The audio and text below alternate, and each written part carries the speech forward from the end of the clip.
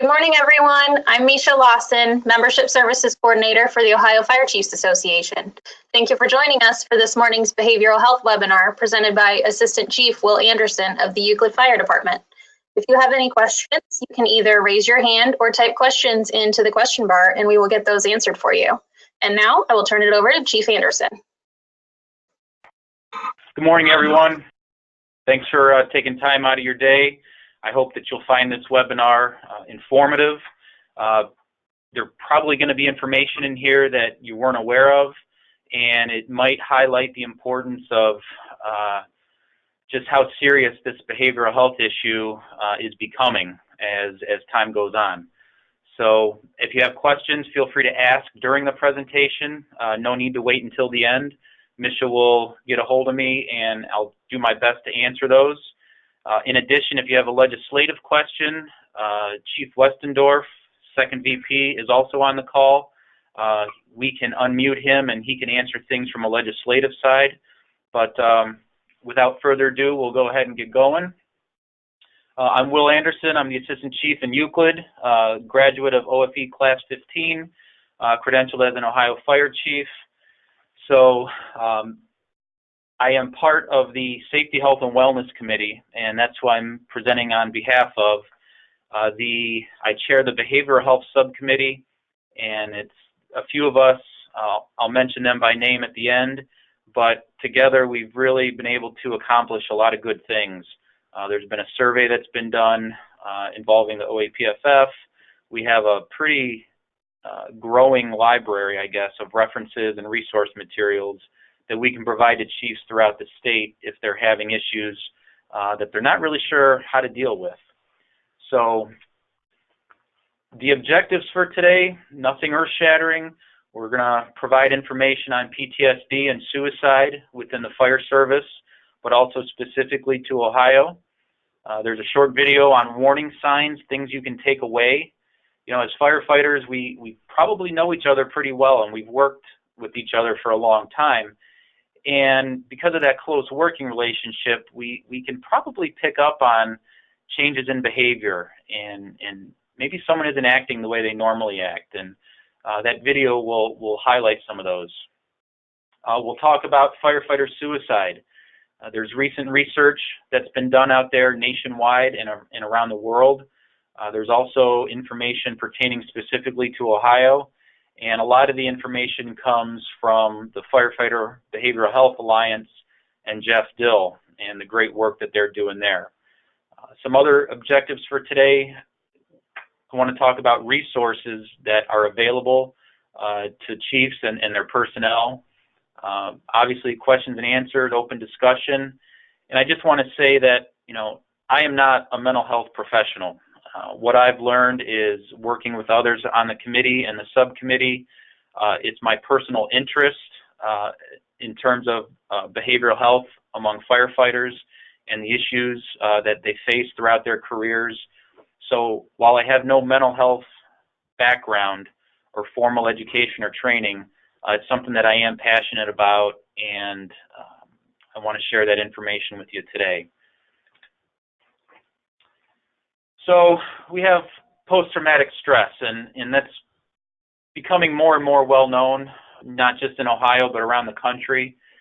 And there's been some research done within the last couple of years that, you know, the repeated exposures to traumas that our personnel encounter, you know, they call it RET for short, repeated exposure to trauma. It comes from going on less fires, and it comes from going on more medical calls. And the things they see over the course of a year, 5 years, 10 years, even a career, we're finding out that firefighters don't have the coping skills to deal with these things effectively. So, you know, these manifestations, these problems that we can face as chiefs and as officers, you know, they include PTSD, but it's also depression and anxiety, sleeping disturbances or disorders, a host of things that affect someone's behavioral and emotional health. When we look at how prevalent PTSD is within the fire service, to get a gauge of where we're at, we need to compare it to the general population. So Henderson and her team, they determined that the general population around the country has a diagnosis of PTSD between 3.5% and 5.5%. But the firefighters they studied, they had a rate much, much higher, as high as 37% of firefighters. And we're not talking a small sample size, we're talking thousands of individual firefighters, that 37% meet the criteria for having PTSD. And these aren't determined just from filling out a simple form, but rather through a scientific manual, the DSM they call it, that's put out by the American Psychological Association. So as they're looking into this and what affects PTSD, or what affects firefighters and how it affects, number one is the years of service. The longer you have, the more likely you are to be susceptible to having PTSD. Also rank. They found out that mid-level managers are also more likely to have it. And probably the biggest risk factor is the lack of coping skills. And if anyone here who's on the call thinks back, were you taught any of this in fire school, in paramedic school, how to cope with these types of things? Going back to 96 when I did medic school, there was no talk of that. Fire Academy in 98 or 99, there was no talk of that there. It wasn't in the day-to-day thoughts and minds of individuals. So, we talked about the national issue, but what about Ohio? One of the things that the Behavioral Health Subcommittee first wanted to determine and identify was what Ohio's problem was when it came to behavioral health. So in May of 2016, we created a survey. We sent it out to the Ohio Fire Chiefs Association, also to the OAPFF. At the time, the Ohio State Firefighters Association couldn't participate. They were going through some changes to their website, and we'd still like to get information from their members. But in that survey, we had a response rate of 529 members of the OAPFF, and nearly 80% of respondents stated that they know a firefighter who's had behavioral health issues related to what they've seen and done on the job. One of the questions that was asked by the Ohio Fire Chiefs respondents was, what behavioral health issues have you had to face within your department? And they could check all that applied. And what you see there on the screen, the percentages are the situations that they encountered. And those 5 categories right there also aligned with national research that was done by Stanley and his team. And probably one of the more troubling statistics we took out of the survey was that of the 95 individuals who replied to the survey, 23% of them had experienced a suicide in their career within their departments. So I think what we're seeing now isn't anything new. I think it's always been there. Perhaps it's just becoming more well known, and people are more open to talk about it. So that's a good thing. I think it should be seen as progress and showing us where we've been, where we're at, and where we need to go. So if you're wondering, well, how do I screen someone for trauma? And the National Fallen Firefighters Foundation, part of Life Safety Initiative 13, they've provided a trauma screening questionnaire. And it's available on the website, but basically it's a table that consists of 10 questions, and those questions are listed here. And how it breaks down is if you answer yes to 6 or more of those questions, they suggest that an individual be seen by a mental health professional. This presentation will be made available offline So you can get the questions there, or you can get them through the National Fallen Firefighters Foundation website. But you know, the common ones that we see are just upsetting thoughts and memories, dreams, people waking up from a sleep in a cold sweat. I know one firefighter personally that he was diagnosed with PTSD, and he confided in me that he would wake up and the worst of the worst calls that he's been on, they involved his kids in his dreams. And he was in a place where he was behind this big glass and he couldn't get through to him, but he had to watch everything that was happening. And he'd wake up in a cold sweat and he couldn't fall back to sleep, and it affected his daily life. It affected his marriage. And he said that's when he knew that something was wrong and he needed to go get help. He made mention of reliving the event, bodily reactions, an upset stomach, pardon the spelling error there, shaking, sleep disturbances, just being irritable, withdrawn socially, not enjoying the things that you once enjoyed. Maybe it's difficulty in concentrating. People have reported a heightened sense of awareness to danger. Maybe it's just something with police and fire and EMS personnel, but when I go to a restaurant or someplace that I'm not familiar with, my wife knows that I always look for a second way out. And it's so bad that, you know, and now my kids are starting, Dad, the exit's over here. Okay, thanks, kids. And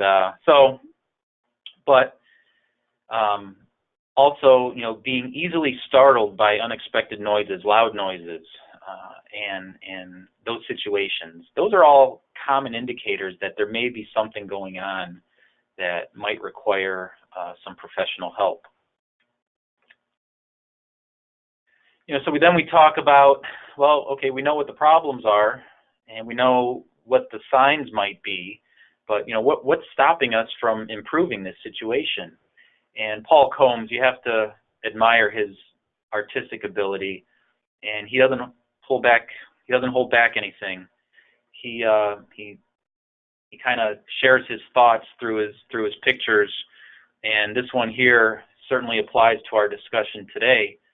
And you know, those common barriers is probably the biggest one is our culture, but also our personal pride. You know, pride can be a good thing, but it can also be a bad thing. And there's still that stigma that has a stronghold within the fire service, whether it's career or volunteer. And I also think there's a little bit of fear. People are timid and apprehensive of stepping forward and admitting that they might need help. Perhaps they don't know where to turn. So here's a short video from the National Volunteer Fire Council, and it talks about some warning signs. Warning signs to know for firefighters and EMTs struggling with personal challenges. Brought to you by Share the Load, support program for firefighters and EMTs. An initiative of the National Volunteer Fire Council in partnership with American Addiction Centers. Whether it's a colleague, friend, loved one, or yourself, if you see any of these behavioral health warning signs, it's time to seek help. Post-traumatic stress disorder. Look for any of these signs to determine if a firefighter or EMT is experiencing post-traumatic stress disorder.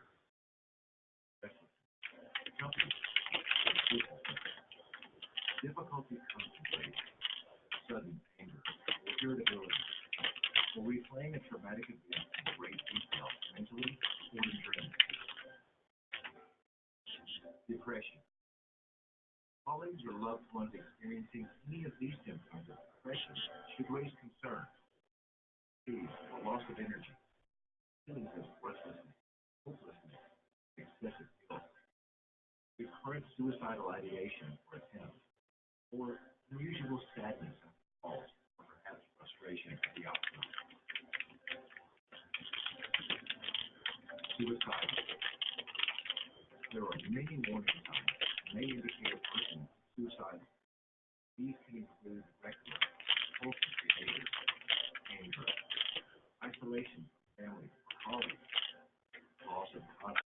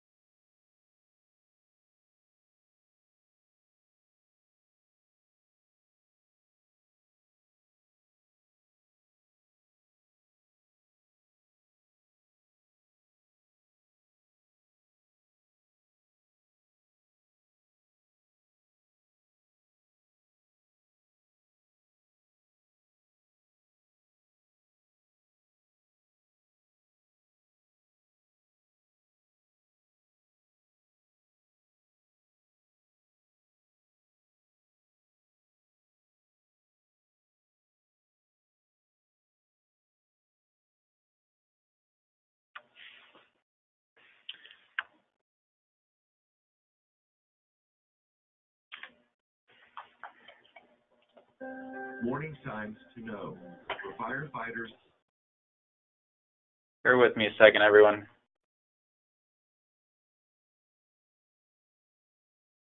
There we go.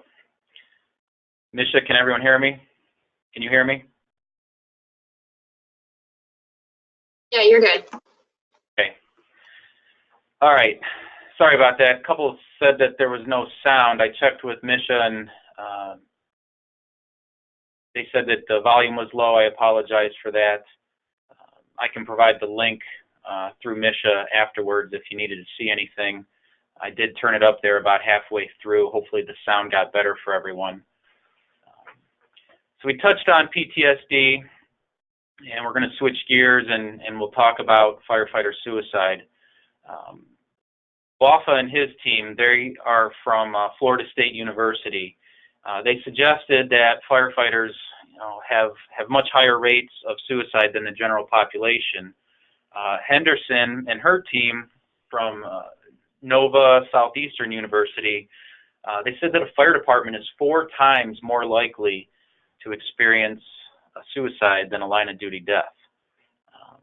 Additional research by Stanley, they studied over 1,000 active and retired firefighters, and they learned that of that sample group, nearly 47% have had thoughts about killing themselves. Almost 20% have actually made a plan to do it, and 15% have attempted it. Now, if you compare that information, those numbers, with the adult population, you can see that there's a huge, huge disparity there. And it's obviously signs that something is going on here, something much bigger. And, as chiefs, as fire officers, we don't have the training. Most of us don't have the training to deal with these types of things, which then makes the resources that much more important. Within Ohio, just in the last 5.5 months or so, we've had 5 known suicides here, 2 in the Northeast, 1 in the Northwest, and 2 in the Southwest. In addition to that, there was another chief who reached out to us and was concerned that one of his members had made some comments leading him to believe that this person needed some professional help, and we were able to provide resources to that individual. So this is not good, and it requires a lot of effort on our end. It requires working together within the association, but also with other professional associations around the state and possibly the country. So we look at the Firefighter Behavioral Health Alliance, and in 2012 they started tracking firefighter suicides. What Jeff Dill has accomplished in such a short period of time is truly remarkable. So the numbers you see there, going back to 2012, these are suicides that have been validated by Jeff and his team. The number in parentheses there is the line of duty deaths for that number. So you can see that, especially 2015 and 2016, that's a lot compared to the line of duty deaths. And while they're still collecting data for 2017, I certainly hope that we've peaked in 2015 and 2016, and now as awareness is raised and that people are more open to receiving help, there's still a stigma, but hopefully these numbers will start a downward trend. And if you're wondering where Ohio stands in that, I was able to talk to Jeff Dill this morning, and nationwide since 2012, Ohio ranks number 8 in the country as far as firefighter and EMS suicides. They have 39 on hand for Ohio since 2012. Illinois leads the way with 107. Florida is second at 84. But Ohio has the unfortunate spot of number 8 on the list of 50. So it means that there's work that we have to do. So this is Joyner's theory of suicide. For those that don't know, Dr. Thomas Joyner, he's a clinical psychologist. He's been published over 400 in over 400 peer-reviewed publications, and his theory is that an individual isn't going to die by suicide unless he or she has both the desire to die and the ability to do so. So you have these 3, we'll call them bubbles, and you have the sense of perceived burden on others, and it's just that person's view that their existence is just inconvenient to their family, friends, or society. They also have a low sense of belongingness. I guess loneliness would be a better word. They feel separated from others, alienated, like they're not a key component of a family or circle of friends or other valued group. And if you look at what we are as firefighters, we have our home family and we have our firehouse family. And that overlaps into a circle of friends or other valued group. So while you have that sense of being a burden, that sense of being lonely, you need to have that capability for suicide. So, when all 3 come together, and you can see in that picture that the lethal or near lethal suicide attempts take place when all 3 come together. You need all 3. You can't have just 2. If you take the capability away, then it takes away actually going through with it. But this theory that he has is used extensively within the military. It's used around the world, and it has a place now in the fire service.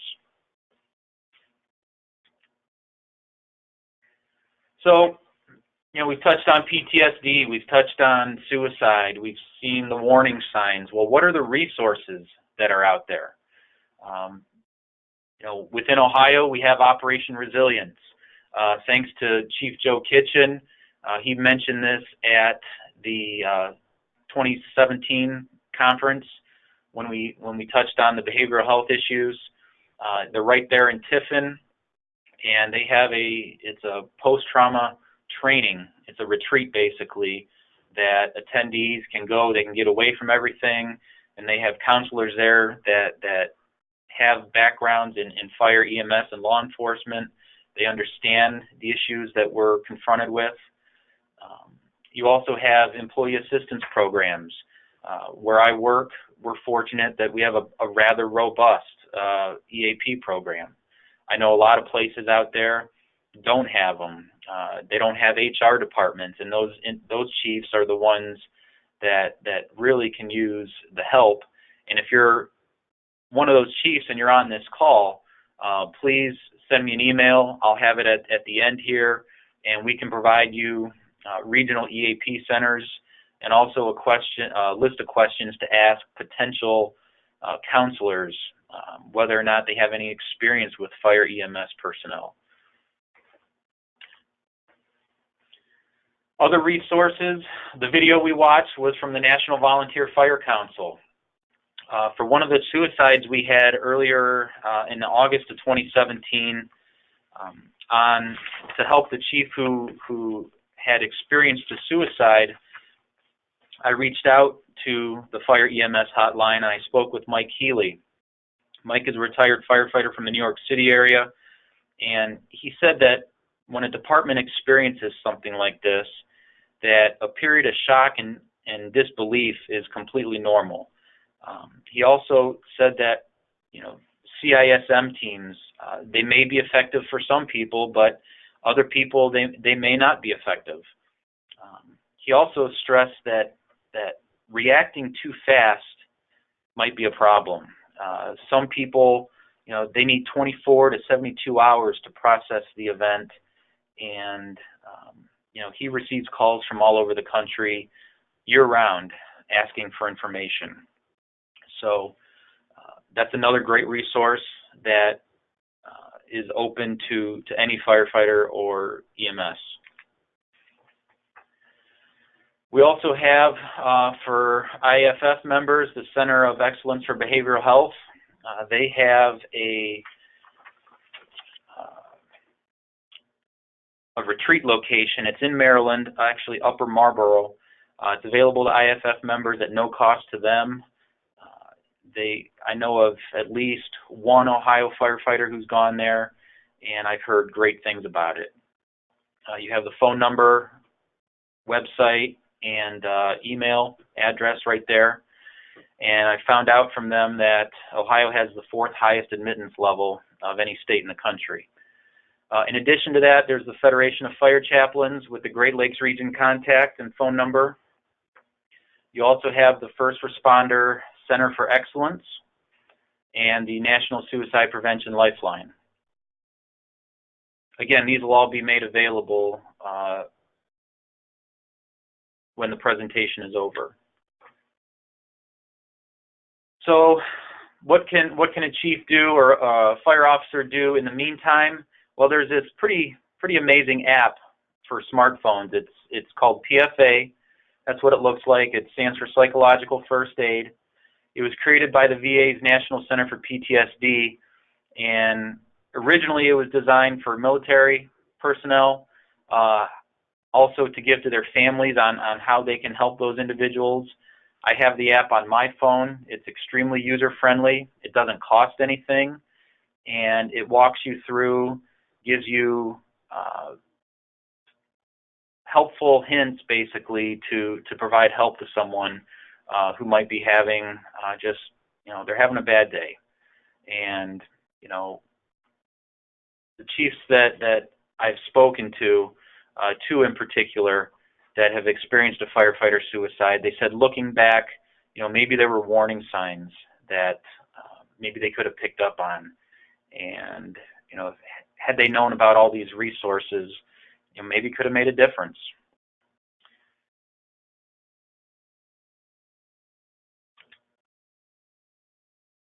Those are just a list of references. I just want you guys to know, the listeners to know where I got the information from. It really doesn't apply much, but if you need that, that will also be part of the presentation. So, Misha, I'd like to take any questions that anyone might have. Thank you guys can either raise your hands or type any questions in and we'll get them answered for you.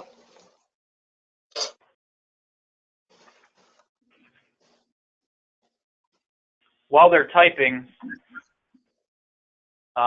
you know, we can talk about, I guess I'll mention about the prevalence of language around the country for states that have either discussed or passed legislation pertaining to PTSD diagnoses. I don't know how extensive the list is, but from what I've been able to find, 13 states have either discussed it or passed legislation. Ohio is one of those that has discussed it. They haven't taken any action on it. Right now, the way the language reads, the legislation that was put in front of Ohio lawmakers, it would provide benefits for emergency responders with PTSD. Currently, the law allows coverage only when it's related to a physical injury. So they don't differentiate physical versus psychological. And Chief Westendorf is on the phone, on the call. Chief, is there anything you wanted to contribute, any background information that the listeners or viewers might be able to benefit from?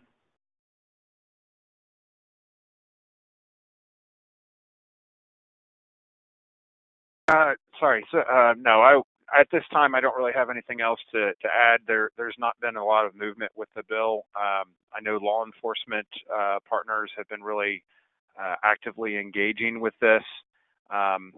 Post passage of the cancer legislation, this type of an issue is a little bit being looked at a little bit more closely and cautiously because there's such a big unknown still related to the cancer piece. But we continue to monitor it as things develop. We will certainly pass that along. If anybody has any questions or information to share, more than welcome to send that over to us, and we will certainly pass that along and follow up with anything we can. All right. Thanks, Chief. Looks like I do have a question from Scott Souders. Are there any Ohio departments currently that have a proactive program in place? Well, I know that within my department, IAFF Local 337 is in the process of establishing one. Statewide, the OAPFF has about 30 peer support individuals around the state that are trained in providing help to any of their peers. We have, within the Euclid Fire Department, we're slowly moving in that direction. Other than CISM teams and the 30 peer support individuals through the OAPFF, I'm not familiar of any departments that have anything in place right now.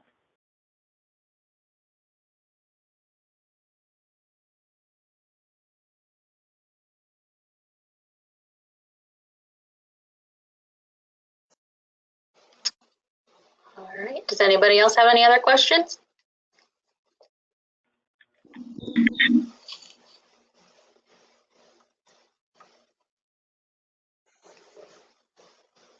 Isha, before we end, I just want to say thank you to the Behavioral Health Subcommittee comprised of these members, Chief Joe Kitchen, Assistant Chief Mike Caudell, and Captain Nick Overman, and Captain Darren Edwards from Coleraine. Also, the Safety, Health, and Wellness Committee, we're led by Assistant Chief Jack Rupp, and it's amazing what we've done in 2 years since we've been created, and it's just a testament to everyone's passion for maintaining and looking out for the safety, health, and wellness of our personnel. And obviously, thanks to the Board of Directors and Misha, you and Ann in the office for working with me today as I got this prepared. And if anyone has any questions, you can email me at that email address, and I can share with you the resources that we have. Coming up for the summer conference, we will again be presenting a behavioral health piece, and Chief Jerry Winkler, longtime board member and member of the association, he's one of the departments that experienced a suicide in August of 2017, and he is going to present on his lessons learned, what his department experienced, what he wished he would have known, what he could have done different, and what he would do differently in the future. So if you're going to the conference, it's probably going to be one that you want to attend. I think there's going to be a lot of great information there. And as this continues to evolve, the Safety, Health, and Wellness Committee, the Behavioral Health Subcommittee, we're going to do everything we can to stay on the forefront of this and make sure that the information we share is current, is consistent, and is information that you can use to provide the greatest advantage to your department and your personnel. So thank you, everyone.